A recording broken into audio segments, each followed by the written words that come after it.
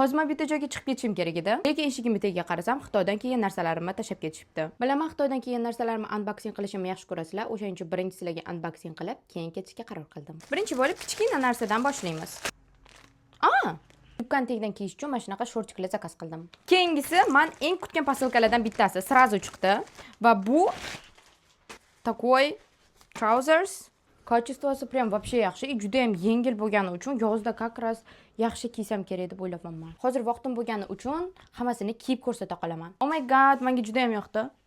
Kачествоsi juda ham yaxshi, juda ham yengil, kiyilishi ham. Уже ushaganimdan bildim nimaligini, bu kitob. Bilaman, kitob sizlarga qiziqmas, o'shaning uchun keyingisiga o'tamiz. Bunaqa kichkina narsalar zakaz qilmagandim shekilli. Bu mayka. O'sha bu ham yoz kelayotgani uchun. Hozir ustimga kiyadigan narsa bor edi, o'shaning uchun birga kiyib ko'rsataman. Mashi bo'lsa kerak deb o'ylayapman. Da. Koreychada shunaqa so'z bor. Kishinchorim chajanna degan. Nega chom kishinchorim chajatchi? Shunaqa Koreyada yozda ham ichkariga kirsanglar so'qatasizlar konditsionerlar deb, o'shaning uchun mana shunaqa ustimga kiyadigan oldim. Hozir shu ikkalasini birga kiyib ko'rsataman. Menga juda ham yoqdi. Uchalasi tushganini qaranglar yana. Kafelarga o'qishga chiqqanda ham xuddi shunaqa kiyinib ketsa ham bo'ladi ekan. Keyingisi, o'tgan unboxing videoyimda menga bitta futbolka juda ham yoqib qoldi.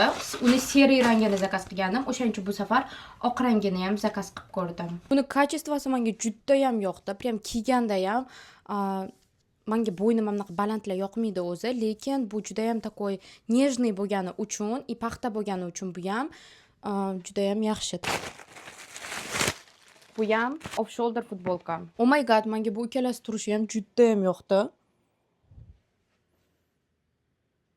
Подписчикларым biladi, men off shoulder lyubitelnitsasiman, o'shaning uchun yarim garderobim off shoulder kiyimlar. Sizlar ham sezdinglarmi? Bu safar seri narsa juda ham ko'p bo'lgan ekanman. Keyingi video va storieslarimda mana shu outfitni ko'proq ko'rasizlar deb o'ylayapman. Nima deb o'ylaysizlar? Birinchi outfitim menga ko'proq yarashdimi yoki hozirgisimi? Kommentariyada yozib qoldiringlar. Ko'rganingiz uchun rahmat.